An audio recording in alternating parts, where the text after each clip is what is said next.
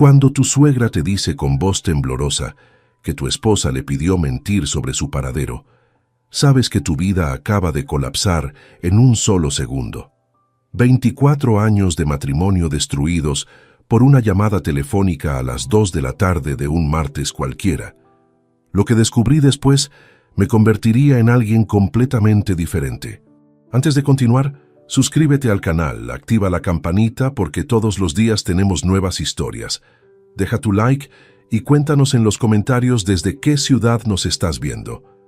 Me llamo Miguel Ortega Campos, tengo 52 años y soy ingeniero civil. Durante 24 años y 7 meses estuve casado con Beatriz Navarro de Ortega, una mujer de 48 años que creí conocer como la palma de mi mano. Trabajé toda mi vida construyendo puentes y edificios, pero nunca imaginé que el puente más importante, el de mi matrimonio, estaba a punto de derrumbarse. Aquel martes 12 de junio de 2024 comenzó como cualquier otro. Me desperté a las 6:15 de la mañana, preparé café en la cocina mientras Beatriz seguía durmiendo y salí hacia la obra en Alcalá de Henares, donde supervisaba la construcción de un complejo residencial de 16 plantas. El sol todavía no había salido completamente cuando arranqué mi Volkswagen Passat gris y conduje por las calles vacías de Madrid. La obra avanzaba bien. Teníamos programado terminar la estructura principal para finales de julio y mi equipo de 32 trabajadores cumplía rigurosamente los plazos. Durante la mañana revisé planos, inspeccioné soldaduras en las vigas del 7º piso y coordiné la llegada de materiales con los proveedores. Todo transcurría con normalidad absoluta. A las 2:03 de la tarde, mi teléfono móvil vibró en el bolsillo de mi pantalón de trabajo. Número desconocido. Dudé un momento antes de responder, pensando que sería algún vendedor insistente o llamada equivocada. Deslicé el dedo sobre la pantalla y llevé el aparato a mi oído. ¿Miguel? Era la voz de Beatriz, pero sonaba extraña, acelerada, nerviosa, como si estuviera corriendo o escondiéndose de algo. Sí, soy yo. ¿Qué pasa? ¿Por qué llamas desde otro número? Me olvidé el móvil en casa esta mañana, respondió rápidamente, casi sin respirar entre palabras. Estoy con mi madre, ¿vale? Todo bien, no te preocupes. Volveré para la cena. El ruido de fondo era confuso. No escuchaba la televisión que Amparo, mi suegra, siempre tenía encendida a volumen altísimo porque ya no oía bien. Tampoco reconocía el sonido ambiente del apartamento de mi suegra en el barrio de Chamberí, donde había estado cientos de veces durante más de 2 décadas. ¿Estás segura que todo está bien?, pregunté, sintiendo un nudo formándose en mi estómago. Suenas agitada. Sí, perfectamente. Mamá me necesitaba para unas cosas. Te veo luego, amor. Colgó abruptamente antes de que pudiera decir otra palabra. Me quedé parado en medio de la obra, con el teléfono todavía pegado a la oreja, mientras el sonido del viento entre las estructuras metálicas era lo único que rompía el silencio de mi confusión. Algo no encajaba. Beatriz nunca olvidaba su móvil. Vivía prácticamente pegada a esa pantalla, respondiendo mensajes de amigas y revisando redes sociales. Volví a mi oficina provisional, un contenedor metálico adaptado con escritorio, computadora y aire acondicionado. Me senté en la silla giratoria de cuero desgastado y marqué el número fijo de Amparo. Los tonos de llamada sonaron 3, 4, 5 veces. Estaba a punto de colgar cuando escuché el clic de la línea abriéndose. ¿Diga? La voz de Amparo era apenas un susurro, inusual en una mujer que normalmente gritaba al teléfono porque asumía que los demás tampoco escuchaban bien. Amparo, soy Miguel. ¿Cómo estás? Silencio. Un silencio largo, incómodo, cargado de algo que no podía identificar pero que me heló la sangre. Escuché su respiración entrecortada al otro lado de la línea. Bien, Miguel, bien. Su voz temblaba perceptiblemente. Beatriz acaba de llamarme. Dice que está contigo, que se olvidó el móvil. Otra pausa, esta vez más larga. 5 segundos que parecieron 5 minutos. Escuché que tragaba saliva con dificultad. Miguel. Su voz se quebró ligeramente. No está aquí. El mundo se detuvo. El ruido de la obra, las voces de los trabajadores afuera, el zumbido del aire acondicionado, todo se desvaneció en un vacío absoluto. Solo existía esa frase flotando en mi cabeza como una sentencia. ¿Cómo que no está ahí? Ella me acaba de decir... Me llamó hace 2 horas, interrumpió Amparo con voz quebrada por la culpa. Me pidió que si tú llamabas, dijera que estaba conmigo. Me suplicó Miguel. No sabía qué hacer. Perdóname, por favor. Sentí que el piso se abría bajo mis pies. 24 años. 24 años y 7 meses de matrimonio. Una hija de 22 años llamada Claudia. Una casa pagada en Pozuelo de Alarcón. Vacaciones juntos cada verano en la costa mediterránea. Cumpleaños, aniversarios, navidades, todo. ¿Dónde está entonces? Las palabras salieron de mi boca como un susurro ronco. No lo sé, hijo. De verdad que no lo sé. Solo me pidió que mintiera. Dijo que era importante. Yo lo siento mucho. Colgó. El tono de ocupado resonó en mi oído durante varios segundos antes de que tuviera la presencia mental de apartar el teléfono. Lo dejé sobre el escritorio con mano temblorosa y me quedé mirando la pantalla negra como si pudiera darme respuestas. Mi esposa había mentido. Mi suegra había mentido por ella. Y yo estaba sentado en una oficina provisional en medio de una obra, completamente solo, mientras mi mundo se desintegraba sin hacer ruido. Permanecí inmóvil en esa silla durante varios minutos, incapaz de procesar completamente lo que acababa de escuchar. Mi respiración se había vuelto superficial, casi como si el oxígeno en esa oficina metálica se hubiera agotado repentinamente. Afuera, los trabajadores continuaban con sus tareas, ajenos al terremoto personal que acababa de sacudir los cimientos de mi existencia. Agradecí mentalmente a Amparo por su honestidad. Debió costarle enormemente traicionar a su propia hija, pero al menos tuvo el valor de no continuar con la farsa. Eso me dio un punto de apoyo, una pequeña isla de verdad en medio del océano de mentiras que acababa de descubrir. Cerré los ojos y comencé a reconstruir los últimos 6 meses en mi cabeza, no de forma caótica, sino metódicamente, como revisaba planos estructurales buscando errores de cálculo. Cada detalle, cada anomalía, cada señal que había ignorado, comenzó a aparecer con claridad brutal. Enero. Beatriz había empezado a salir más frecuentemente con amigas. Martes y jueves principalmente, siempre entre las 2 y las 6 de la tarde. Decía que iban a tomar café, a caminar por el Retiro, a hacer compras. Yo trabajaba hasta tarde casi todos los días, supervisando 3 proyectos simultáneos, así que nunca cuestioné esas salidas. Confiaba ciegamente. Febrero. Noté un perfume diferente en su ropa. No el Chanel No. 5 que usaba desde hacía años, sino algo más dulce, más juvenil. Cuando le pregunté, dijo que había querido probar algo nuevo, que una amiga se lo había recomendado. La explicación me pareció lógica. Las mujeres cambian de perfume, pensé ingenuamente. Marzo. Su teléfono móvil, que antes dejaba sobre la mesa de la cocina o en el sofá sin preocupación, ahora iba con ella a todas partes, incluso al baño, y había cambiado la contraseña. Cuando intenté usarlo un día para revisar el clima porque el mío estaba descargado, descubrí que ya no era el cumpleaños de nuestra hija Claudia, como siempre había sido. Es por seguridad, explicó con naturalidad. Hubo noticias sobre hackeos bancarios. Abril. Las conversaciones en la cena se volvieron mecánicas. Yo hablaba de vigas y hormigón armado. Ella respondía con monosílabos mientras miraba su plato. Cuando le preguntaba sobre su día, decía que había sido normal o tranquilo, sin entrar en detalles.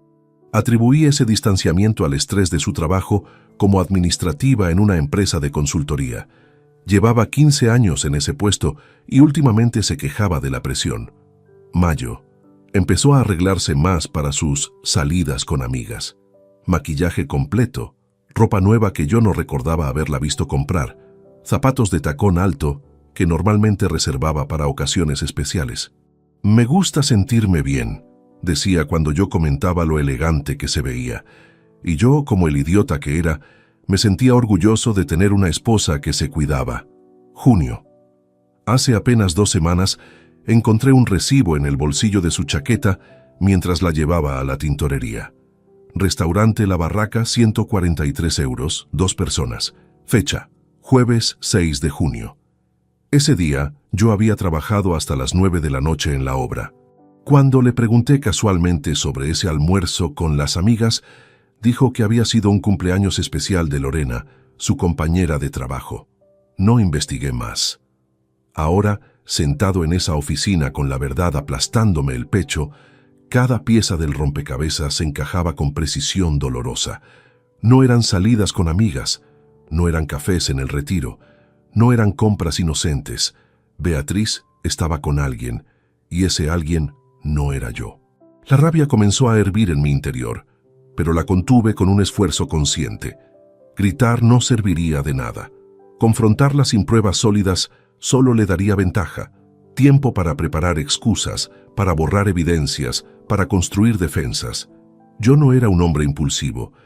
Había pasado 30 años de mi vida calculando cargas, resistencias, puntos de tensión.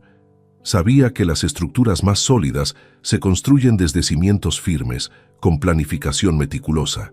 Respiré profundamente 3 veces, una técnica que había aprendido en un curso de gestión de estrés laboral años atrás. El corazón dejó de martillear mis costillas con tanta violencia.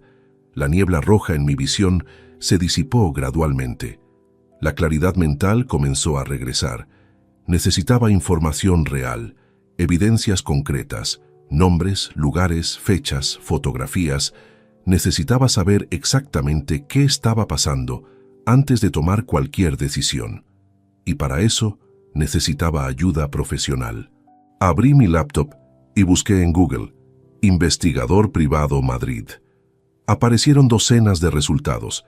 Revisé páginas web, leí reseñas, comparé experiencias y precios.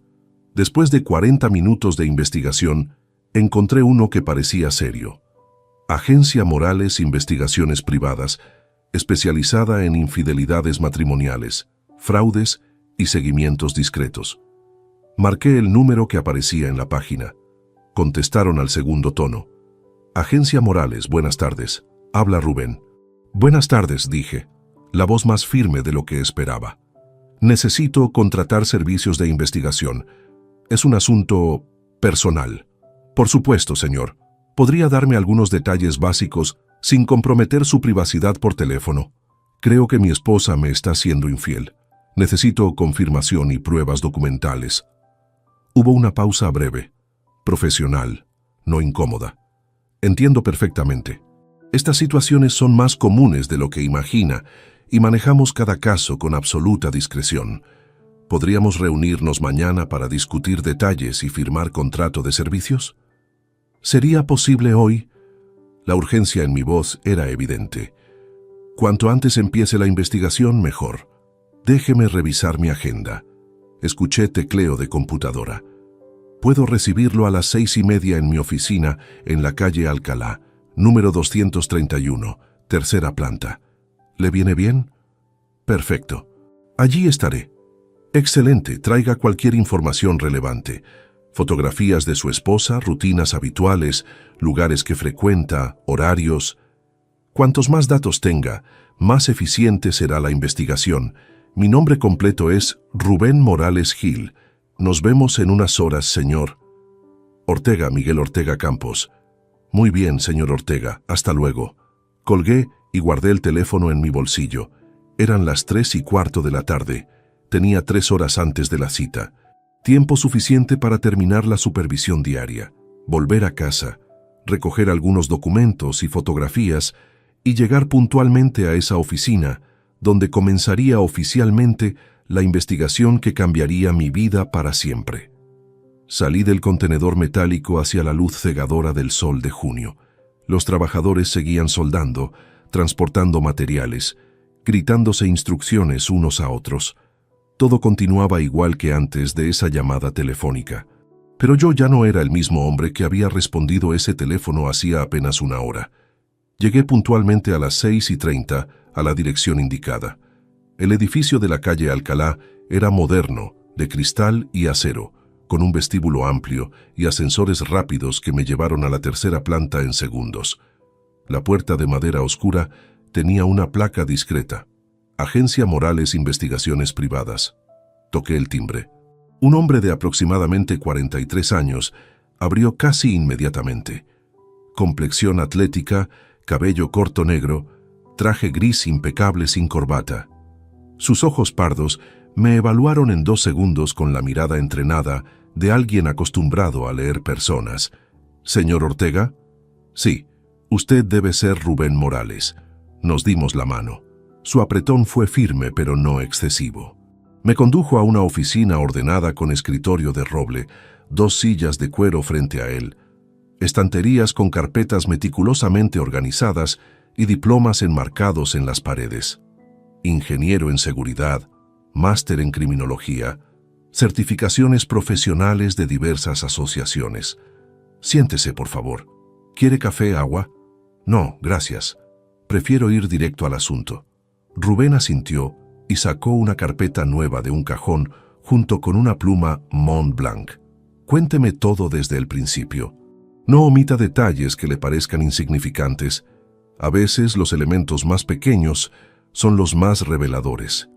Durante 45 minutos le expliqué todo: la llamada desde el número desconocido, la confesión de Amparo, los 6 meses de cambios sutiles en el comportamiento de Beatriz, los recibos sospechosos, el perfume nuevo, el teléfono protegido con contraseña. Rubén tomaba notas sin interrumpir, ocasionalmente levantando la vista para observar mi lenguaje corporal. Saqué de mi maletín 3 fotografías de Beatriz, una de nuestro último aniversario en marzo, otra de unas vacaciones el año pasado en Valencia y una tercera más reciente tomada hace 2 semanas en casa. También llevaba copia de extractos bancarios de nuestra cuenta conjunta, donde aparecían transacciones que no reconocía. Rubén examinó las imágenes con atención profesional. «Su esposa es muy atractiva», comentó sin carga emocional, simplemente estableciendo un hecho, lo cual lamentablemente a veces facilita estas situaciones. ¿Tiene idea de con quién podría estar viéndose? Ninguna. Trabaja en una empresa de consultoría administrativa. Tiene compañeros hombres y mujeres, pero nunca mencionó a nadie en particular de forma sospechosa. Horarios de estas supuestas salidas: principalmente martes y jueves, entre las 2 y las 6 de la tarde, a veces algún viernes. Rubén escribió todo en su libreta con letra pequeña y precisa. «Muy bien. Aquí está mi propuesta. Durante 2 semanas haré seguimiento completo los martes, jueves y viernes. Fotografías de alta resolución con cámara profesional, registro de ubicaciones GPS, identificación de la persona con quien se encuentre si es el caso. Mi tarifa es de 150 euros por día de seguimiento, más gastos operativos mínimos como gasolina o estacionamiento. Calculemos 6 días de trabajo, serían 900 euros base más unos 100 euros de gastos, 1000 euros totales. ¿Le parece razonable? Era dinero, pero no excesivo considerando que mi matrimonio estaba en juego. Me parece bien. ¿Cuándo puede empezar? Mañana mismo, si me proporciona su dirección y descripción del vehículo de su esposa. Le di todos los datos. Nuestra casa en Pozuelo de Alarcón, el Toyota Corolla blanco matrícula número 8342 BDF que Beatriz conducía. Su hora habitual de salida los martes, cerca de la 1:30 para evitar tráfico. Rubén preparó un contrato sencillo de 2 páginas donde se especificaban servicios, honorarios y cláusula estricta de confidencialidad. Lo leí cuidadosamente antes de firmarlo. Pagué 500 euros de adelanto en efectivo y acordamos que el resto lo liquidaría al recibir el informe completo con evidencias. «Una última cosa, señor Ortega», dijo Rubén, mientras guardaba el dinero en una caja fuerte empotrada en la pared. «Durante estas 2 semanas, usted debe actuar con absoluta normalidad en casa. Nada de interrogatorios, comentarios sarcásticos o cambios de comportamiento. Si ella sospecha que está siendo investigada, modificará sus rutinas y perderíamos tiempo valioso. ¿Puede hacerlo?» «Puedo», respondí con más seguridad de la que sentía. «Perfecto. Le enviaré actualizaciones diarias por correo electrónico encriptado. Nadie más tendrá acceso. Confíe en el proceso. Salí de esa oficina sintiéndome extrañamente aliviado. Ya no estaba solo en esto. Alguien más sabía la verdad y estaba trabajando para descubrir el resto. Conduje de regreso a Pozuelo mientras el sol se ponía sobre Madrid, tiñendo los edificios de naranja y rosa. Llegué a casa a las 8:15. Beatriz estaba en la cocina preparando cena, tarareando una canción que no reconocí. Me saludó con beso en la mejilla como si nada hubiera pasado. «Hola, amor. ¿Cómo estuvo tu día?» «Bien. Trabajo normal. ¿Y el tuyo?» «Tranquilo. Estuve con mamá toda la tarde. Ya sabes cómo es ella. Necesitaba ayuda organizando papeles antiguos». La mentira salió de su boca con una facilidad que me revolvió el estómago, pero me forcé a sonreír. «Qué bien que pudiste ayudarla. ¿Qué hay de cenar?» «Pollo al horno con patatas asadas, tu favorito». Cenamos juntos viendo las noticias en la televisión. Hablamos de trivialidades, el clima caluroso, los precios de la gasolina, las reformas que los vecinos estaban haciendo en el piso de arriba. Actuó perfectamente normal, como si no llevara meses construyendo una vida paralela a espaldas mías. Esa noche, acostado junto a ella en nuestra cama matrimonial, la escuché respirar profundamente en su sueño tranquilo mientras yo miraba el techo en la oscuridad. 2 semanas, me repetí mentalmente. En 2 semanas tendría respuestas. Los días siguientes fueron una tortura silenciosa. Martes, Rubén me envió el primer informe. Objetivo salió de domicilio a las 13:47. Condujo hasta edificio residencial en calle Serrano número 156. Subió al 4º piso, aún en interior. Actualización a las 18:00. A las 6 de la tarde llegó la segunda actualización con 3 fotografías adjuntas. Beatriz saliendo del edificio. Beatriz caminando hacia su coche. Y la tercera imagen me golpeó como un puñetazo. Beatriz besándose en los labios con un hombre de aproximadamente 45 años, cabello castaño, traje azul marino, en el portal de ese edificio. El jueves se repitió el patrón exacto. Mismo edificio, mismo piso, mismos besos al despedirse. Rubén me envió el informe completo el viernes. Hombre identificado como Héctor Moreno Torres, 45 años, trabaja en misma empresa que su esposa. Divorciado hace 3 años. Apartamento propio en Serrano 156 4B. Relación confirmada desde hace aproximadamente 8 meses, según investigación de redes sociales y cruce de datos. Adjunto dossier fotográfico completo. Abrí las 42 fotografías una por una. Cada imagen era un clavo más en el ataúd de mi matrimonio. El lunes siguiente a las 9 de la mañana, estaba sentado en un despacho de abogados en el Paseo de la Castellana. Gonzalo Prieto Medina, 58 años, especialista en Derecho de Familia con 32 años de experiencia, según indicaba la placa de su escritorio. Había elegido su bufete después de leer 27 reseñas positivas y consultar su historial de casos ganados en divorcios contenciosos. El despacho olía a cuero y papel antiguo. Estanterías repletas de códigos legales subían hasta el techo. Gonzalo era un hombre de complexión robusta, cabello gris perfectamente peinado hacia atrás, gafas de montura dorada y traje negro de corte impecable. Sus manos, grandes y con manchas de edad, descansaban sobre una carpeta cerrada mientras me escuchaba. Le mostré todo, las 42 fotografías impresas en papel fotográfico de alta calidad, los informes de Rubén detallando fechas, horarios y ubicaciones exactas, los extractos bancarios de nuestra cuenta conjunta, donde había marcado con resaltador amarillo todas las transacciones sospechosas. Restaurante La Barraca, 143 euros, jueves 6 de junio, señalé con el dedo. Yo trabajé hasta las 9 esa noche. Ella dice que fue cumpleaños de una compañera. Gonzalo revisaba cada documento con lentitud deliberada, tomando notas ocasionales en un bloc legal con pluma estilográfica negra. Hotel Petit Palace Alcalá, 230 euros, martes 21 de mayo. Joyería Suárez, 580 euros, Viernes 3 de mayo. Nunca recibí ningún regalo de esa joyería. Perfumería Douglas, 120 euros. Lunes 15 de abril. Gonzalo levantó la vista por encima de sus gafas. ¿Tiene acceso a los estados de cuenta completos de los últimos 8 meses? Tengo los últimos 6 meses físicamente aquí. Los anteriores puedo conseguirlos esta misma tarde desde la banca online. Perfecto. Necesito que imprima todo hasta un año completo. Vamos a documentar cada euro gastado sin su conocimiento o autorización. Eso fortalecerá significativamente nuestra posición legal. Pasé las siguientes 2 horas en ese despacho mientras Gonzalo explicaba la estrategia. Su voz era pausada, profesional, transmitía confianza acumulada en décadas manejando estos casos.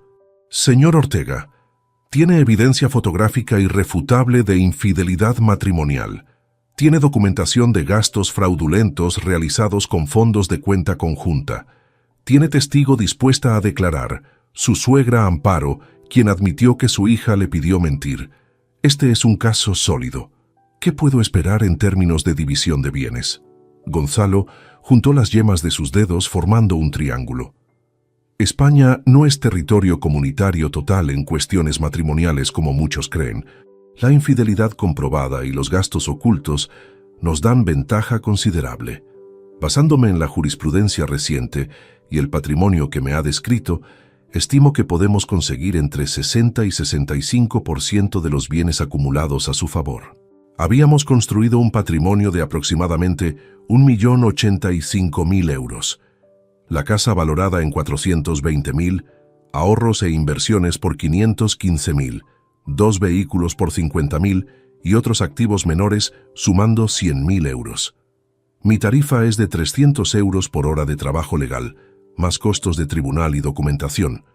Calculo que este proceso durará entre 8 y 10 meses, considerando audiencias, presentación de pruebas y sentencia final.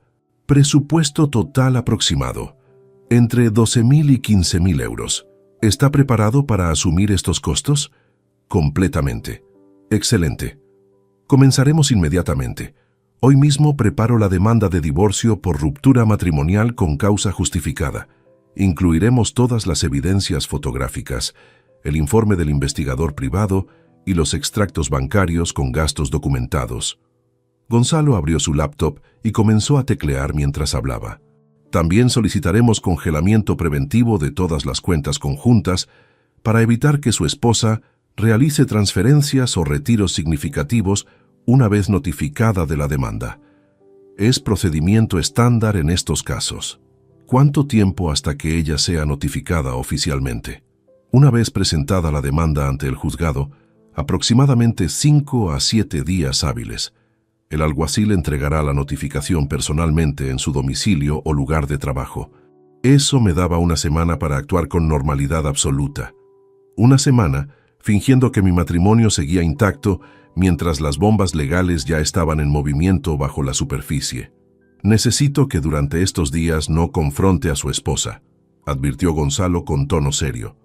Cualquier alteración prematura del status quo podría complicar el proceso. Ella no debe sospechar nada hasta recibir la notificación oficial. Entendido. ¿Y su hija Claudia? ¿Cuántos años tiene? 22. Estudia 3er año de psicología en la Universidad Autónoma. Mayor de edad excelente. Eso elimina cualquier complicación de custodia o pensión alimenticia. ¿Vive con ustedes?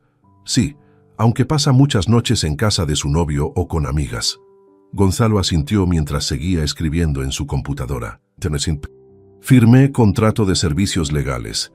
Pagué adelanto de 5.000 euros y salí de ese despacho con una carpeta gruesa bajo el brazo conteniendo copias de todos los documentos que habíamos revisado. Eran las 12:15 del mediodía. El sol de julio golpeaba el asfalto de Madrid creando ondas de calor visible. Esa tarde, sentado en mi oficina de la obra, descargué 18 meses completos de movimientos bancarios. Cada transacción, cada pago, cada transferencia. Los imprimí todos. 143 páginas de evidencia numérica de una vida paralela financiada con dinero que yo había ganado trabajando 12 horas diarias. Comencé a marcar sistemáticamente todo lo sospechoso. restaurantes caros los días que yo trabajaba tarde, hoteles, regalos, gastos en tiendas de ropa donde nunca la vi usar nada nuevo. Al terminar, había identificado exactamente 12.400 euros gastados en 8 meses sin mi conocimiento. 12.400 euros. El equivalente a 2 meses de mi salario neto como ingeniero, invertidos en mantener una aventura que destruía nuestro matrimonio de 24 años mientras yo supervisaba construcciones ajeno a todo. Esa noche llegué a casa a las 8. Beatriz estaba viendo una serie en el sofá descalza, con pantalones de pijama y camiseta holgada. Se veía relajada, despreocupada, completamente ignorante de que su mundo estaba a punto de colapsar. Hola, cariño. Cenamos algo ligero, no tengo mucha hambre. Claro, lo que quieras. Preparamos ensaladas juntos en la cocina. Ella me contó que Lorena de su trabajo estaba embarazada. Yo comenté que la obra iba adelantada una semana respecto al cronograma. Conversación doméstica, rutinaria, hueca. 5 días más, pensé mientras la miraba cortar tomates. Solo 5 días hasta que todo explote. El jueves por la noche, 3 días después de mi reunión con Gonzalo, noté que Claudia me observaba con preocupación durante la cena. Mi hija había heredado mi capacidad de leer situaciones, de detectar cuando algo no encajaba en el ambiente familiar. Llevaba 2 días estudiándome con esa mirada analítica que reservaba para sus trabajos universitarios de psicología. Beatriz había salido temprano esa mañana diciendo que tenía cena de empresa. Mentira número 234 aproximadamente. Claudia y yo estábamos solos en casa, comiendo pizza que había traído de camino desde la obra. «Papá», dijo finalmente, dejando su porción sobre el plato. «¿Estás bien?» «Sí, hija. ¿Por qué lo preguntas?» «No lo sé. Te veo diferente. Más callado, como ausente. Y mamá también está rara últimamente, pero de otra forma, como demasiado animada, demasiado alegre. El instinto me decía que mantuviera silencio, que esperara a que el proceso legal siguiera su curso, pero mirando los ojos castaños de Claudia, tan parecidos a los míos, supe que merecía saber la verdad. Ella tenía 22 años, era adulta, y esta situación la afectaría directamente. «Claudia, necesito mostrarte algo, pero te advierto que va a ser difícil de procesar». Su rostro se tensó inmediatamente. Se levantó de la mesa y se sentó a mi lado en el sofá. Le temblaban ligeramente las manos. Fui a mi estudio y regresé con la carpeta que Gonzalo me había dado. La abrí sobre la mesa de centro. Las fotografías quedaron expuestas. Beatriz besándose con Héctor Moreno en el portal de Serrano 156. Beatriz entrando al edificio. Beatriz saliendo horas después. Imágenes fechadas y con sello horario del investigador. Claudia tomó una fotografía con manos temblorosas. Su rostro pasó de confusión a incredulidad y finalmente a horror absoluto en cuestión de segundos. «No, papá, esto no puede ser real». «Es real, hija. Tu madre lleva 8 meses manteniendo una relación con ese hombre. Se llama Héctor Moreno. Trabaja con ella en la empresa de consultoría». Le mostré los extractos bancarios marcados, los 12.400 euros gastados, los hoteles, los restaurantes, los regalos. Cada línea amarilla era evidencia de una mentira acumulada. «Pero, ¿cómo? ¿Cuándo supiste?» Le conté todo desde el principio. La llamada del martes 12 de junio, la confesión de Amparo, la contratación de Rubén Morales, las 2 semanas de seguimiento, la reunión con el abogado. Cada detalle salió de mi boca con una calma que no sabía que poseía. Claudia comenzó a llorar silenciosamente, no con sollozos dramáticos, sino con lágrimas continuas que caían sobre las fotografías que sostenía. Se dejó caer contra mi hombro, y yo la abracé como cuando tenía 5 años y se caía en el parque. «Lo siento mucho, papá. Lo siento muchísimo. Tú no tienes nada que lamentar, cariño. Tú no hiciste nada malo». Permanecimos así durante casi 1 hora. Ella lloraba, yo la sostenía. El reloj de pared marcaba las 9:30 cuando finalmente se incorporó, secándose los ojos con la manga de su sudadera universitaria. «Voy a hablar con ella cuando llegue». «Claudia, no sé si es buena idea. Necesito escucharlo de su boca, papá. Necesito que me mire a los ojos y me explique cómo pudo destruir esta familia. A las 10:43 escuchamos la llave girando en la cerradura. Beatriz entró tarareando, oliendo a perfume y vino. Se detuvo al vernos a ambos sentados en el sofá con expresión seria. ¿Qué pasa? ¿Por qué esas caras? Claudia se levantó con movimiento brusco. Tomó 3 fotografías de la mesa y caminó directamente hacia su madre. Las arrojó al suelo frente a ella. ¿Quieres explicarme qué es esto? Beatriz miró las imágenes. El color desapareció de su rostro en un segundo. Sus labios se abrieron, pero no salió sonido alguno. «¡Responde!», gritó Claudia con voz quebrada por la rabia y el dolor. «¿Quién es ese hombre? ¿Por qué estás besándolo? ¿Por qué nos haces esto?» «Claudia, no es lo que parece». «¿No es lo que parece?». La voz de mi hija subió una octava. «Hay 42 fotografías, 8 meses de mentiras, 12.000 euros gastados en tu amante». Beatriz me miró buscando algún tipo de salvación. Yo permanecí inmóvil en el sofá. «Miguel, déjame explicarte». «No hay nada que explicar», dije con voz plana. «El lunes presenté demanda de divorcio. Recibirás notificación oficial en 2 días. Mi abogado ya tiene todas las evidencias». Sus piernas parecieron fallarle. Se apoyó contra la pared del recibidor. «No puedes estar hablando en serio. Podemos arreglar esto, podemos ir a terapia». «¿Terapia?», Claudia rió con amargura. «Después de 8 meses acostándote con otro. Después de mentir todos los días mirándolo a la cara. Claudia, tú no entiendes. Tu padre siempre está trabajando. Nunca tiene tiempo para mí. Llevamos años viviendo como compañeros de piso». «No te atrevas», la interrumpí levantándome del sofá. Mi voz era baja, pero cargada de furia contenida. «No te atrevas a justificar tu traición culpándome a mí. Si tenías problemas con nuestro matrimonio, debiste hablar, ir a consejería, pedir el divorcio, pero elegiste mentir, engañar y robar». «¿Robar? Yo no robé nada». «Gastaste 12.400 euros de nuestra cuenta conjunta en mantener tu aventura. Eso es apropiación indebida de fondos matrimoniales. Mi abogado lo tiene todo documentado». Beatriz comenzó a llorar. Se dejó caer al suelo con la espalda contra la pared, cubriéndose el rostro con las manos. Sus sollozos llenaban el silencio del recibidor. Claudia la miró desde arriba con expresión de asco mezclado con decepción. «No puedo ni mirarte. Voy a empacar mis cosas». «¿Qué? ¿A dónde vas?» «Me voy con papá. Buscaré un apartamento o me quedaré donde él decida, pero no pienso vivir bajo el mismo techo que una mentirosa». Claudia subió las escaleras corriendo. Escuchamos cajones abrirse violentamente, ropa siendo arrojada en maletas. Beatriz levantó la vista hacia mí. Su maquillaje corrido formaba líneas negras por sus mejillas. «Miguel, por favor, cometí un error terrible. Podemos solucionarlo». «El error duró 8 meses, Beatriz. No fue un desliz, fue una decisión consciente repetida cientos de veces. Tuviste cientos de oportunidades para detenerte y elegiste continuar. ¿Vas a tirar 24 años por la borda?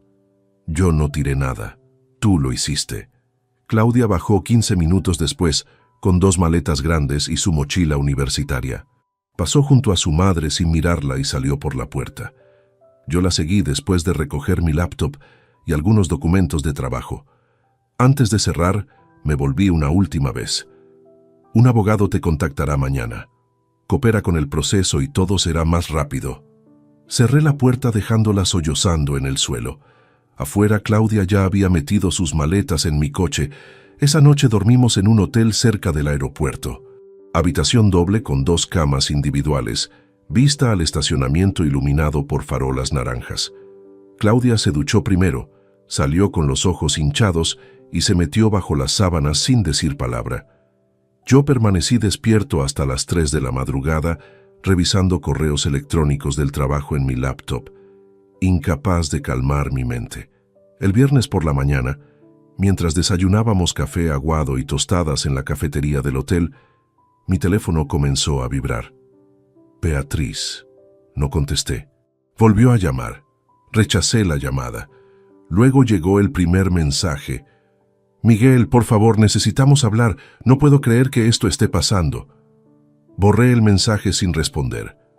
Durante las siguientes 3 horas llegaron 17 mensajes más. Súplicas, justificaciones, promesas vacías. A las 11 de la mañana me llegó un correo electrónico. Asunto. Por favor, lee esto. Lo abrí contra mi mejor juicio. 3 párrafos de texto donde Beatriz explicaba que Héctor había sido solo un escape de la soledad, que nunca había dejado de amarme, que estaba dispuesta a hacer terapia de pareja, a cambiar completamente su vida si yo le daba una segunda oportunidad. Cerré el correo y llamé a Gonzalo. Ha empezado la fase de negación y reconciliación, dijo el abogado con tono que sugería haberlo visto 1000 veces antes. Es completamente predecible. Mantenga su posición. No responda a llamadas ni mensajes. Cualquier comunicación debe ser a través de abogados. ¿Y si aparece en mi trabajo o en la obra? Si lo hace, documente todo. Grabe conversaciones si es necesario. España permite grabaciones cuando uno de los participantes consiente, y usted sería ese participante. Cualquier acoso o alteración de su paz laboral fortalece nuestro caso. Esa tarde, mientras revisaba planos estructurales en mi oficina portátil, llegó un ramo de flores. Rosas rojas, 36 unidades exactamente, con tarjeta manuscrita. Perdóname, te amo, Beatriz. Las dejé sobre mi escritorio sin tocarlas. A las 5 de la tarde, el encargado de seguridad de la obra tocó la puerta del contenedor metálico. Don Miguel, hay una señora en la entrada que dice ser su esposa. ¿La dejo pasar? No. Dígale educadamente que estoy ocupado y que cualquier comunicación debe hacerse a través de abogados. El sábado, Claudia y yo buscamos apartamento temporal. Encontramos uno pequeño pero decente en Aravaca, amueblado. 2 habitaciones, disponible por 6 meses, mientras se resolvía la venta de la casa conyugal. Firmamos contrato esa misma tarde y nos mudamos con nuestras pocas pertenencias. El domingo llegó un paquete a la dirección del hotel donde todavía teníamos reserva por esa noche. Reconocí la letra de Beatriz en la etiqueta. Dentro había un álbum de fotografías familiar. Bodas, cumpleaños, vacaciones, Claudia bebé. La nota adjunta decía: ¿de verdad vas a destruir todo esto? Guardé el álbum en una caja sin abrirlo más. El lunes 2 de julio a las 10:40 de la mañana, Gonzalo me llamó. El alguacil acaba de notificar a su esposa. Firmó recepción de documentos hace 20 minutos. Ahora el reloj legal está en marcha. 2 horas después, Beatriz me envió mensaje de texto. Recibí los papeles del divorcio. ¿Es en serio esto?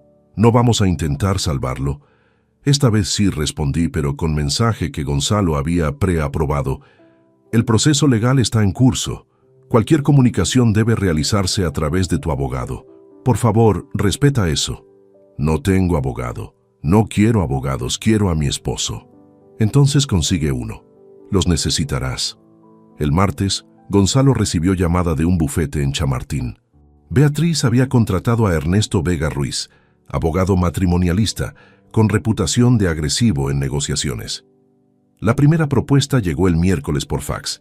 División equitativa 50-50 de todos los bienes, sin consideración de la infidelidad. Gonzalo preparó contraoferta detallada de 32 páginas. Incluía cada fotografía del investigador, cada extracto bancario marcado, transcripción completa de mi conversación con Amparo y jurisprudencia de 20 casos similares donde la división favoreció al cónyuge traicionado entre 60 y 65%. Su abogado está tanteando, explicó Gonzalo. Quiere ver si usted se asusta y acepta menos de lo que merece. No lo haremos. Vamos a juicio si es necesario. El jueves 8 de julio, recibí mensaje de Beatriz desde número diferente. Había bloqueado el anterior. Ernesto dice que puedo pelear por la mitad de todo, que la infidelidad no cambia tanto las cosas en España, que tengo derecho a la casa porque viví ahí 24 años. Reenvié el mensaje a Gonzalo sin responder. Dígale que espere a la audiencia preliminar, me instruyó. Ahí la jueza verá las evidencias y dará indicación de hacia dónde se inclinará la sentencia. El viernes, Beatriz apareció en la obra. Esta vez logró pasar seguridad diciéndole al guardia nuevo que traía almuerzo para su esposo.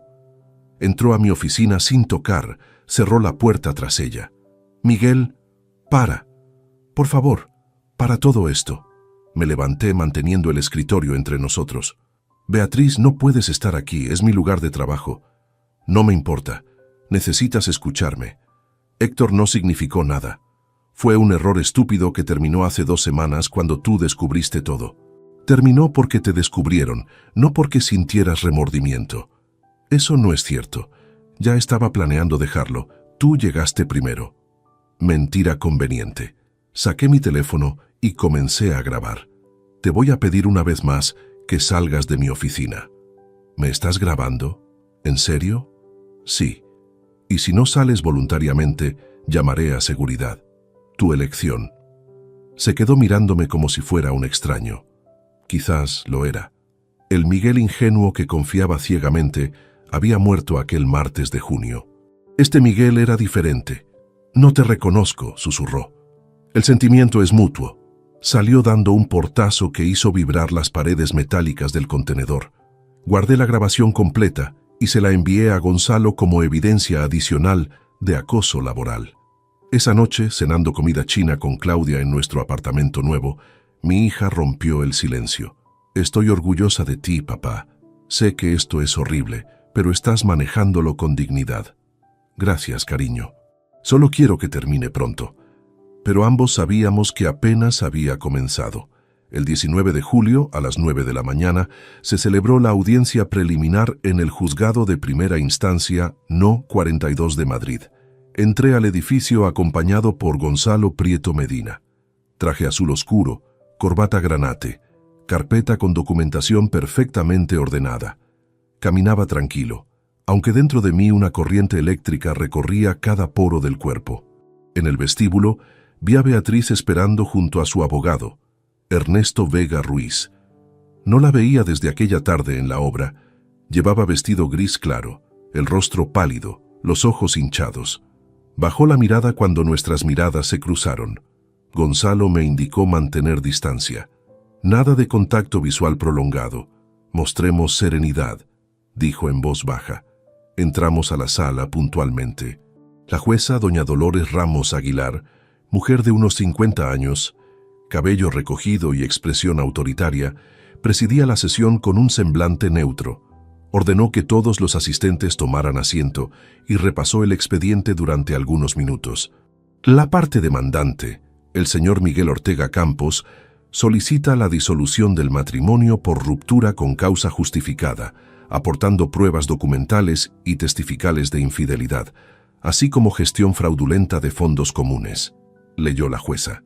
Luego miró a Gonzalo. «Puede exponer su alegato inicial».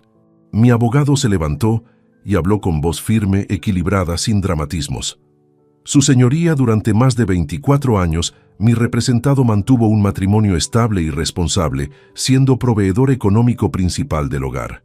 La señora Beatriz Navarro no solo traicionó su confianza durante 8 meses con su compañero de trabajo, sino que además utilizó dinero de cuentas conjuntas para financiar esa relación extramatrimonial, lo cual constituye un abuso de confianza en el contexto de comunidad conyugal». Gonzalo presentó entonces las fotografías impresas, los informes del investigador Rubén Morales y los extractos bancarios. Cada hoja era numerada y verificada por la secretaria judicial. La jueza revisaba minuciosamente los documentos, marcando ciertas páginas con bolígrafo rojo. Cuando Ernesto tomó la palabra, intentó otro enfoque. «Mi defendida reconoce un error emocional, pero niega categóricamente haber cometido delito alguno. Las supuestas pruebas fotográficas carecen de contexto, no demuestran actos íntimos concluyentes, y el uso de fondos comunes fue mínimo y correspondiente a gastos compartidos». La jueza arqueó una ceja. Gonzalo replicó con calma. «Con su permiso, su señoría». Mostró una factura detallada del hotel Petit Palace Alcalá, pagado con tarjeta conjunta, junto con una fotografía de Beatriz entrando con el señor Héctor Moreno a ese mismo establecimiento el mismo día y hora especificados. No hay margen para el malentendido. Dolores Ramos permaneció en silencio unos segundos, luego asintió con gesto leve. Admitido. A continuación se llamó a la testigo principal, Amparo Navarro Serrano, madre de Beatriz. Entró lentamente, apoyándose en un bastón. Estaba visiblemente nerviosa. Miró a su hija con tristeza. Tomó asiento, juró decir la verdad, y la jueza le pidió que relatara lo que sabía. La voz de Amparo temblaba. Mi hija me llamó aquel martes 12 de junio. Me pidió que si Miguel llamaba, le dijera que estaba conmigo. Yo no sabía qué hacer. Me insistió, y lo hice. Pero después me sentí muy mal. Así que cuando él me llamó de nuevo, no pude mentirle más. Le dije la verdad. Ernesto intentó objetar preguntando si alguien la presionó para testificar. Gonzalo se levantó de inmediato. Protesto, su señoría. La testigo comparece voluntariamente y está bajo juramento. La jueza aceptó la objeción. Cuando Amparo abandonó la sala, la tensión se podía cortar con un cuchillo. Beatriz tenía la vista clavada en la mesa, sin atreverse a mirar al frente. Yo respiraba despacio, concentrado en mantener el control. Luego Rubén Morales presentó su propio testimonio. Explicó métodos de seguimiento, fechas exactas, y entregó memoria USB con registro de posicionamiento GPS y fotografías con sellos digitales de hora y geolocalización. No hay margen de manipulación, aseguró ante la jueza. Todos los archivos fueron generados con equipamiento certificado y guardados con cadena de custodia. Al terminar, Dolores Ramos cerró la carpeta y miró a ambos abogados. Considerando las pruebas aportadas y testigos escuchados, el juzgado suspende esta sesión y convoca a las partes en 30 días para audiencia de conciliación previa a sentencia. Recomiendo a la señora Navarro considerar un acuerdo extrajudicial que evite proceso más largo y costoso. La sesión terminó a las 11:45. El murmullo de papeles y pasos llenó la sala. Beatriz salió sin mirar atrás, acompañada por Ernesto. Gonzalo sonrió levemente. Fue mejor de lo esperado. La jueza validó todas las pruebas y declaró irrelevante el argumento de contexto. Eso significa que en la próxima audiencia la balanza estará claramente inclinada a nuestro favor. Si ella acepta acuerdo en las próximas semanas, podremos cerrar el caso antes de Navidad. Esa misma tarde recibí correo de Rubén. Cerraba oficialmente su investigación. En el informe final, detallaba seguimiento completo y confirmaba vínculo entre Beatriz y Héctor Moreno, incluyendo fotografías de ellos saliendo juntos de una conferencia laboral en Valencia apenas un mes antes de la audiencia. Ese detalle adicional reforzaría aún más nuestra posición si había necesidad de presentar ampliación de pruebas. Claudia leyó las noticias que publicaba el boletín judicial con mi nombre abreviado y me abrazó en silencio. No hacía falta hablar, sabía todo. A partir de ese día, me juré no volver a discutir con Beatriz fuera del marco legal. No quería gritos, ni escenas, ni dramatismo. Solo justicia tranquila. Una semana después, Gonzalo me llamó con novedades. Recibimos propuesta formal del abogado Vega. Aceptan divorcio sin oposición. Piden reducir porcentaje de distribución a 45-55, justificando desequilibrio económico. Si usted acepta esa proporción, sentencia en 2 meses. Quiero mantener lo acordado, respondí. 65-35, ni un punto menos. Perfecto, entonces iremos hasta el final. Los días siguientes, Beatriz intentó contactarme nuevamente. Mensajes neutros. ¿Podríamos hablar del coche? O, Claudia necesita venir por sus cosas. Todas las respuestas las enviaba Gonzalo, impersonales y cortas. La distancia era mi escudo. Cuando llegó el 23 de agosto, recibí notificación oficial de la jueza convocando segunda audiencia para el 3 de septiembre. Gonzalo me explicó que esa sesión sería decisiva. Ahí se confirmaría quién conservaría la vivienda y la proporción exacta de bienes. Pasé las 2 semanas siguientes preparándome mentalmente, evitando pensar más allá del momento. El día llegó con cielo gris sobre Madrid. Frente al tribunal esperaba una decena de personas, abogados y litigantes. Observé a Beatriz bajarse del coche de Ernesto. Su aspecto había cambiado, más delgada, ojeras profundas, cierto temblor en las manos. No sentí placer en su deterioro, solo una tristeza fría, la autopsia de un amor que había sido real mucho tiempo atrás. Cuando la jueza entró en la sala y pidió silencio, el sonido de su mazo golpeando la madera pareció cerrar un capítulo de nuestras vidas que ya no volvería a abrirse. El 3 de septiembre amaneció con un cielo encapotado que presagiaba tormenta. Llegué al juzgado 30 minutos antes de la hora señalada. Gonzalo ya estaba allí, revisando unos papeles y murmurando algo a su asistente. Le di los buenos días y me indicó con un gesto tranquilo que todo estaba preparado. Esa calma profesional que proyectaba me ayudaba a mantenerme sereno. Beatriz llegó acompañada de Ernesto Vega unos minutos después. Vestía un traje oscuro, sobrio, el cabello recogido en un moño apretado. Su semblante había envejecido en apenas un mes. Mientras esperaba su turno para entrar en la sala, jugueteaba con un pañuelo blanco entre las manos. No intentó hablar conmigo, aunque vi que me miró fugazmente, como si necesitara comprobar si seguía siendo el mismo hombre al que había traicionado. No lo era. Cuando la jueza Ramos Aguilar ingresó y anunció el inicio de la sesión, todos nos pusimos de pie. Su voz era firme pero no hostil. En ese instante sentí que la justicia no tenía rostro, solo equilibrio. Comenzó revisando las posiciones económicas de cada parte. Gonzalo entregó informe detallado sobre mis ingresos mensuales, inversiones, pólizas de vida y el registro actualizado de propiedades. Luego presentó tabla comparativa que demostraba cómo los gastos irregulares detectados en las cuentas conjuntas habían desequilibrado nuestra economía familiar de modo considerable. Los documentos se acompañaban de extractos auditados por un perito financiero contratado por el bufete. Ernesto intentó restar importancia, alegando que Beatriz había contribuido emocionalmente al hogar y que el valor de ese papel debía tener peso jurídico. La jueza lo escuchó sin interrumpir, tomando notas con pluma negra.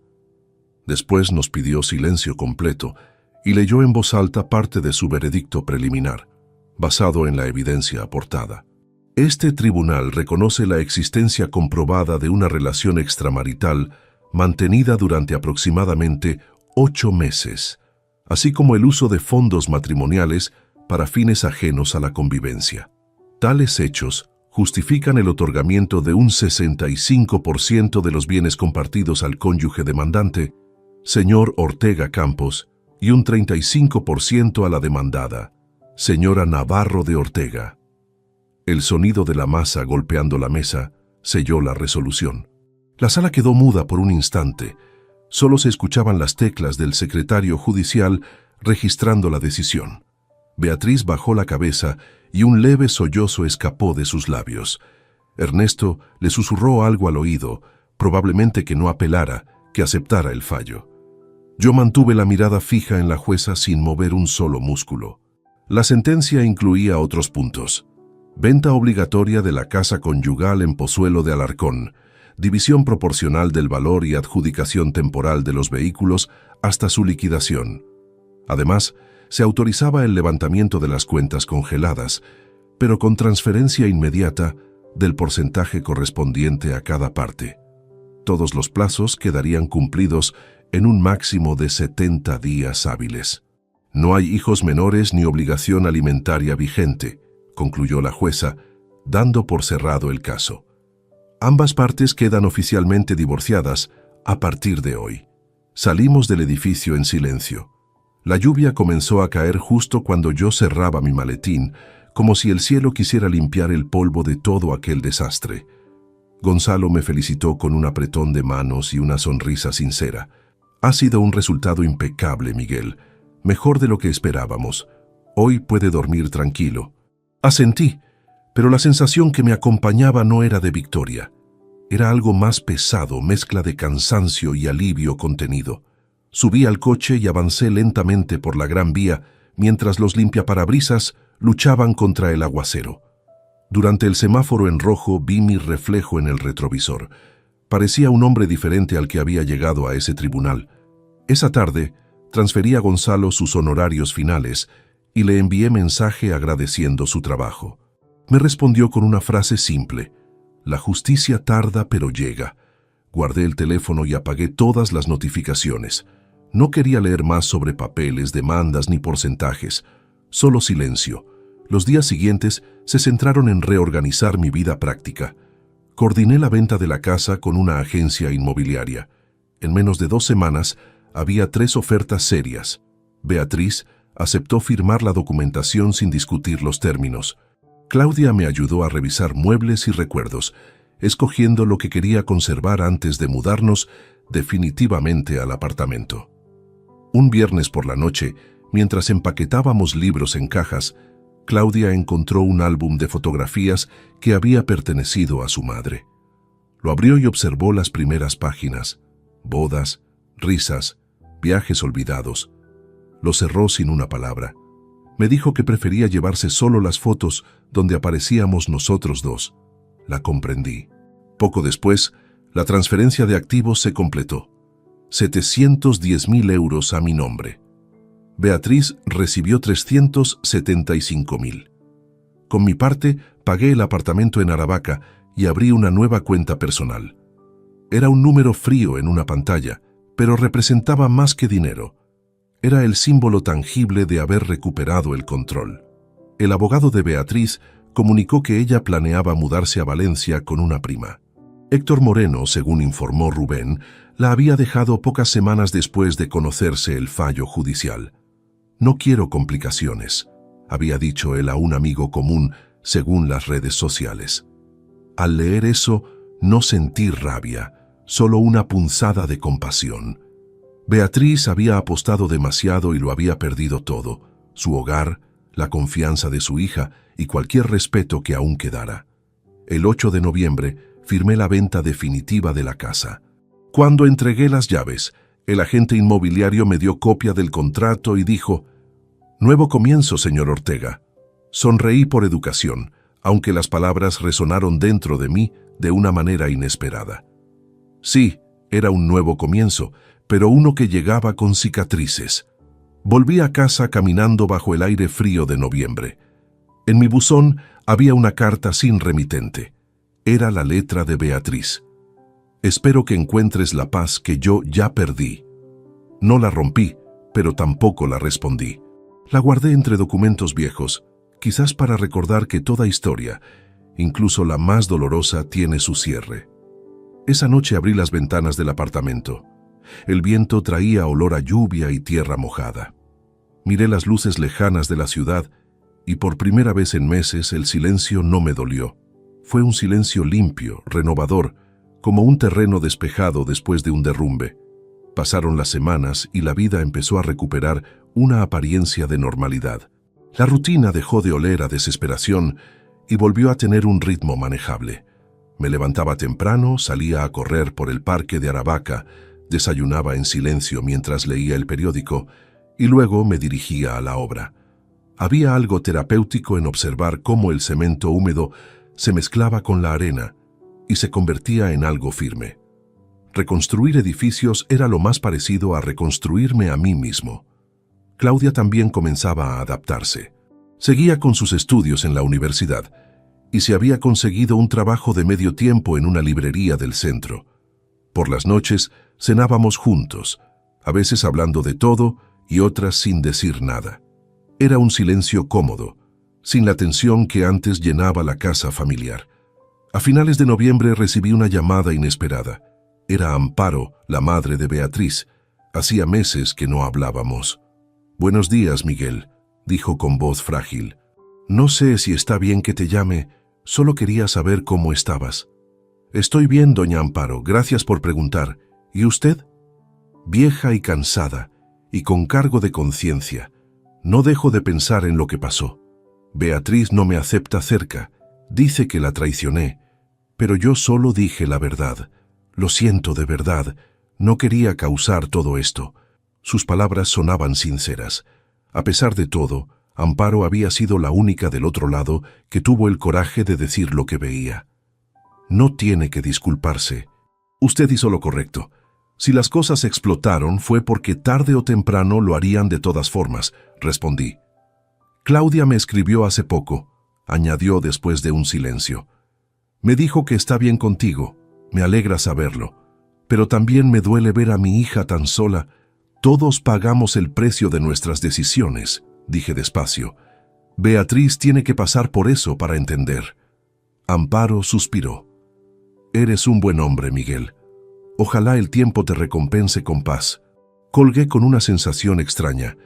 Por primera vez sentí algo parecido al perdón, no hacia Beatriz, sino hacia la cadena de errores humanos que nos había arrastrado hasta allí.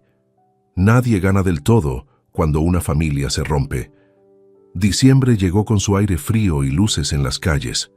Por recomendación de un colega, acepté un contrato de dirección técnica en un proyecto de renovación urbana en Toledo.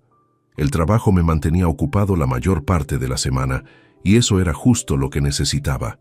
Claudia viajaba conmigo los fines de semana, y aprovechábamos para conocer los alrededores. Eran pequeños escapes, intentos de llenar los huecos con nuevas memorias. El día 23, mientras comprábamos regalos, ella comentó algo que me desarmó. ¿Sabes, papá? Creo que ahora entiendo lo que es la fortaleza. No es aguantar todo, es saber cuándo dejar de cargar lo que te destruye. Suena a frase de libro, respondí sonriendo. Puede ser, pero te describe bien. Aquella noche cenamos en casa. Preparamos pasta y brindamos con vino barato, riéndonos al recordar anécdotas antiguas. Por un momento, el peso del pasado se disipó. Era la víspera de mi primer Navidad separado, y sin embargo, no me sentía roto. Un par de días después, recibí un correo electrónico de un remitente desconocido. El asunto solo decía, «Gracias por escucharla». Al abrirlo, encontré un breve mensaje escrito por Amparo. «Tuviste paciencia conmigo cuando nadie más la tuvo. Mi hija se fue a Valencia. No sé cómo terminará, pero una madre siempre espera que su hija aprenda. Felices fiestas, Miguel». Cerré el correo con un suspiro y miré por la ventana. Afuera caían los primeros copos del invierno. El comienzo de año fue más tranquilo. Enero transcurrió sin sobresaltos. Remodelé parcialmente el apartamento. Cambió el color de las paredes, compré muebles nuevos y regalé muchos objetos antiguos que ya no significaban nada. Necesitaba renovar cada rincón, desprenderme del olor a pasado. Claudia empezó a salir con un compañero de la universidad llamado Álvaro, un chico amable y discreto. Me caía bien. Tenía educación y mirada honesta.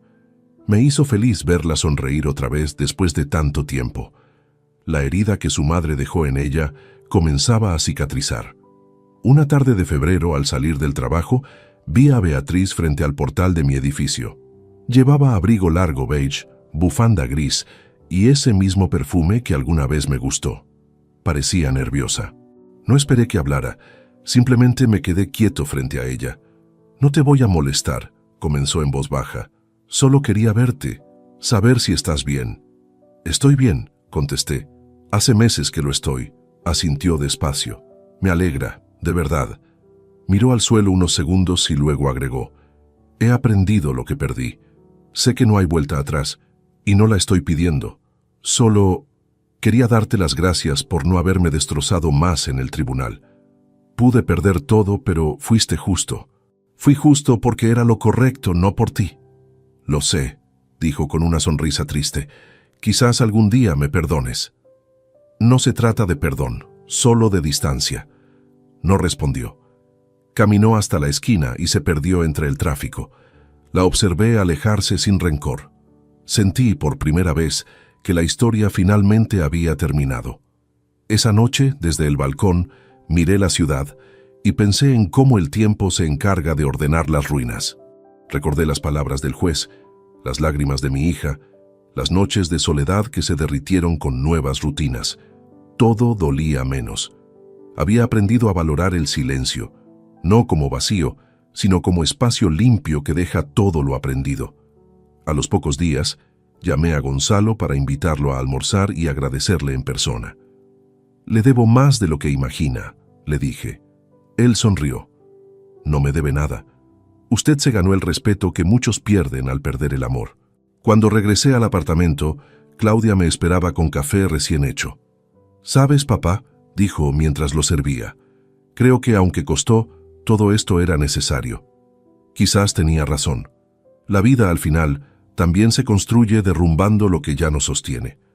Habían pasado 14 meses desde el divorcio, cuando la rutina empezó a sentirse estable, incluso cómoda.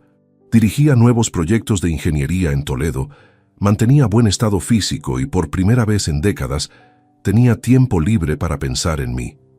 Las heridas, aunque no del todo borradas, ya no dolían con la misma intensidad. Era como si la cicatriz se hubiera integrado a la piel. Esa tranquilidad se interrumpió un domingo por la tarde, mientras acomodaba unos documentos. El timbre sonó 3 veces seguidas. Al abrir la puerta, encontré un paquete sin remitente, envuelto en papel de color crema. Dentro había una carta manuscrita y una fotografía doblada en 4. Reconocí al instante la letra de Beatriz. «Hola, Miguel», comenzaba el texto. «No pretendo molestarte, solo quería compartirte algo que me hizo pensar. Me equivoqué en todo y no lo entendí hasta perderlo todo. Quise llenar vacíos con lo que no tenía, cuando en realidad ya lo había tenido todo contigo. Lo siento de una manera que no puedo describir. No espero respuesta, solo necesitaba decirlo». La fotografía mostraba a los 3 en la playa de Peñíscola, verano de 2008. Claudia con trenzas jugando a lanzarnos arena. Beatriz con una risa abierta. Yo sosteniendo un cubo azul. Recuerdo haber tomado esa foto con temporizador, apenas segundos antes de que el viento levantara el mar de fondo. La guardé en el cajón del escritorio, consciente de que había sentimientos que ya no necesitaban respuesta. Los meses siguientes siguieron sin incidentes. Claudia terminó su carrera universitaria en junio y consiguió una beca en una clínica de salud mental en Sevilla. Me alegró verla emprender su propio camino, aunque su partida me dejara la casa más vacía. «No te preocupes, papá», me había dicho sonriendo el último día. «Es hora de que los dos vivamos sin sombras». Ahí tenía razón. Por fin no sentía sombras, solo claridad. A finales de julio, Gonzalo me llamó para invitarme a una cena de colegas. Fui sin muchas expectativas. En el restaurante conocí a Elena, arquitecta 100% catalana, mirada segura y voz pausada. Hablamos de trabajo, fotografía y viajes. Descubrí que compartíamos la fascinación por los mismos lugares. No hubo seducción forzada ni promesas, solo conversación franca. Esa noche, al despedirnos, me estrechó la mano y dijo: «Ha sido agradable hablar contigo sin pasado entre medias». Aquella frase me acompañó toda la semana. Nos vimos varias veces después. Cafés, paseos, charlas sobre arquitectura antigua y música. No buscaba reemplazos, pero la presencia de Elena llegó con una naturalidad distinta, sin necesidades ni vacíos. Era calma, algo que hacía años no sentía. Con ella, el silencio no era carga, era descanso. Una tarde de septiembre, mientras tomábamos café en una terraza de la calle Mayor, Beatriz volvió a aparecer en mi vida. No en persona, sino por medio de un mensaje breve en el móvil. «Espero que sigas bien. He sabido que eres feliz. Te lo mereces». Lo leí 2 veces antes de archivarlo. No respondí. Algunas despedidas no requieren palabras, solo aceptación. Al día siguiente recibí llamada de Amparo. «Miguel, he querido informarte. Beatriz ha tenido un problema de salud. Nada grave, pero está ingresada unos días. Dijo tu nombre, pero no quise llamarte sin pensarlo. Tal vez le sirva saber que la vida sigue». Guardé silencio unos segundos antes de contestar. «Gracias por avisar, Amparo, pero creo que lo mejor es que ella busque apoyo en su gente. Hoy soy un recuerdo, y está bien que así sea». Fue la última vez que hablamos. Octubre transcurrió sereno. Con Elena compartía fines de semana sin compromisos excesivos. Preparar cenas, recorrer exposiciones, caminar por el Retiro en silencio. Aprendí que la verdadera compañía está hecha de gestos breves, no de declaraciones. Era curioso cómo después de tanto caos, lo que más apreciaba era la estabilidad de lo sencillo. Una noche, mientras guardaba papeles en el archivo del despacho, me encontré con aquel sobre donde había guardado las pruebas de la infidelidad. Los informes de Rubén, las facturas, las fotos impresas, estaban allí, intactas, aunque parecían pertenecer a otra vida. Los observé durante largo rato, luego los metí en una caja y los llevé al contenedor más cercano. No sentí rencor ni alivio, solo la certeza de que ya no necesitaba pruebas para recordar lo que era capaz de superar. En noviembre, Claudia vino a visitarme. Había madurado. Su manera de caminar, de hablar, incluso su sonrisa, tenían la serenidad de quien aprendió de la tormenta sin volverse cínica. Durante la cena me contó que había recibido una llamada inesperada de su madre. Me dijo que está tratando de rehacer su vida, papá, que quiere que la perdone. Asentí en silencio. ¿Y tú qué hiciste?, pregunté. Le dije que la perdono, pero que mi cercanía no volverá a ser la misma. Me alegró escucharla, que era la respuesta que yo mismo le habría dado. Antes de dormir, pensé en cómo el tiempo había cerrado cada herida. No con olvido, sino con madurez. Lo que antes dolía, ahora servía de aviso para no volver a caer donde una vez me hundí. Había comprendido que la verdadera justicia era la paz interior, no el castigo. En diciembre, casi 2 años después de aquel martes donde mi mundo se desmoronó por una llamada, caminé por el paseo del Prado bajo las luces festivas. Respiré hondo. Madrid olía a castañas asadas, a viento limpio, a noche nueva. No había ira, ni tristeza, ni orgullo, solo gratitud por seguir en pie. La vida continuaba, y esta vez yo decidía el rumbo. El amanecer del nuevo año llegó silencioso, con un cielo limpio y el aire frío colándose por las rendijas del balcón. Me desperté temprano, antes incluso de que sonara el despertador. Había dormido profundamente, sin sueños, con la sensación serena de quien ya no teme al pasado. El calendario sobre la pared marcaba enero, y en esa hoja recién puesta sentí el peso exacto de un ciclo cerrado. Encendí la cafetera y abrí las ventanas. Desde el 9º piso, Madrid se extendía ante mí como un tablero tranquilo. El tráfico aún era escaso, las calles parecían respirar despacio. En la mesa del comedor reposaban varios sobres con papeles sin revisar. Facturas, recibos, informes de obra. Ninguno urgía. Decidí dejarlos ahí. Ese día no atendería obligaciones. Me preparé un desayuno simple, y al encender la radio, sonó una pieza de piano que reconocí al instante. Nocturno en do sostenido menor de Chopin. Había pasado meses desde la última vez que la escuché. En aquella ocasión, todavía vivía en la casa de Pozuelo, entre silencios incómodos y miradas vacías. Esa melodía ahora sonaba diferente, menos triste, más llena de vida. A media mañana salí a caminar sin rumbo fijo. Crucé el parque. Observé familias paseando con niños, parejas corriendo, ancianos alimentando palomas. La ciudad tenía otro ritmo para mí. Ya no la recorría con prisa, sino con atención. Me detuve en una cafetería pequeña y pedí un croissant y un cortado. Mientras esperaba, saqué una libreta del bolso. Era un hábito reciente, escribir pensamientos breves, como si ordenar palabras ayudara a no perder perspectiva. Escribí solo una línea. La paz no llega cuando todo encaja, sino cuando aceptas las piezas que faltan. Esa frase me acompañó el resto del día. Por la tarde, visité el despacho para revisar avances de las obras en Toledo. Al entrar, mis compañeros me felicitaron por el nuevo año. Algunos hacían bromas sobre metas y dietas imposibles. Yo sonreí sin esfuerzo. Dentro del despacho, todo estaba como lo había dejado. Planos doblados, maquetas a medio terminar, un retrato de Claudia sobre la estantería. Fue ahí donde comprendí cuánta distancia había entre aquel hombre derrotado del pasado y este que ahora dirigía proyectos con calma, casi con placer. La estabilidad había vuelto, pero transformada. Ya no era dependencia, era elección. Esa noche, Elena vino a casa con una botella de vino tinto y 2 copas. Traía un libro envuelto en papel marrón. «Es un regalo sin fecha», dijo sonriendo. Lo abrí. El viejo y el mar de Hemingway. En la dedicatoria había escrito, para Miguel, que aprendió a no luchar contra la corriente, sino a entenderla. Cenamos en silencio, cada tanto brindando sin brindar realmente, solo mirándonos. No hacía falta hablar del futuro, bastaba con sentir lo presente. Días después, viajé a Sevilla para visitar a Claudia. Su despacho en la clínica era pequeño pero luminoso. Ella me recibió con un abrazo largo que condensaba todo lo vivido.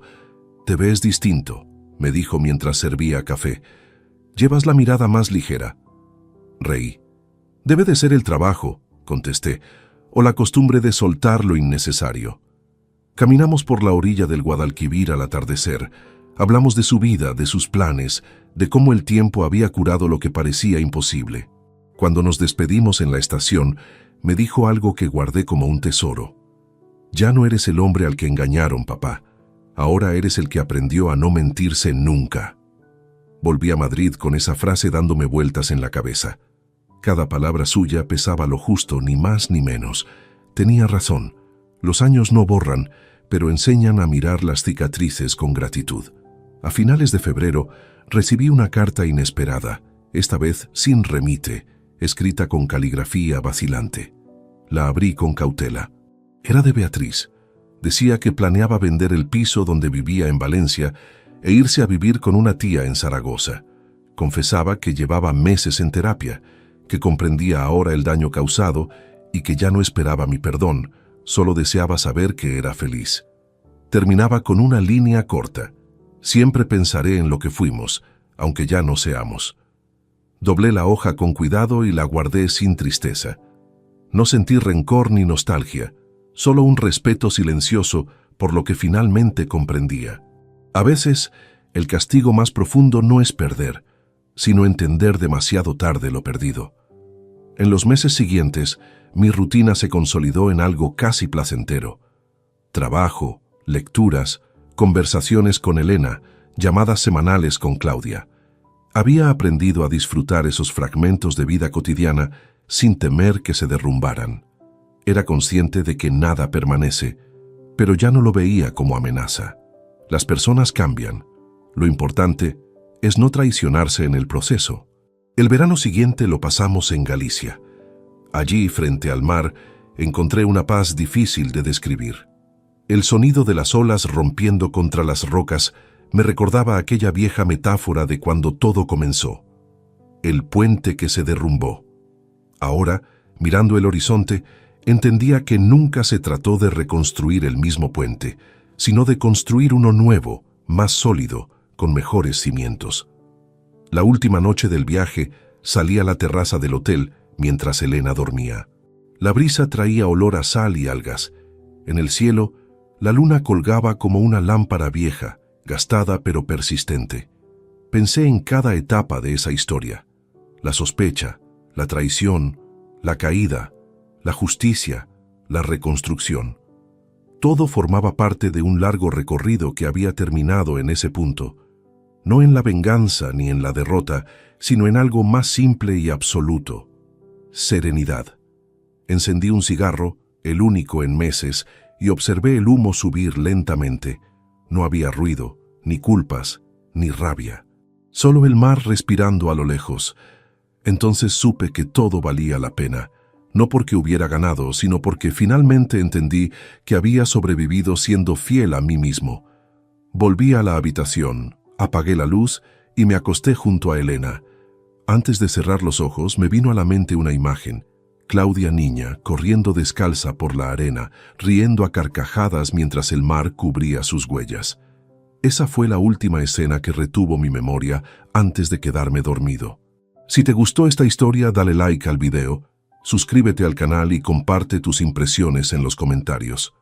Para escuchar la próxima historia, haz clic en la caja de la izquierda. Gracias por vernos.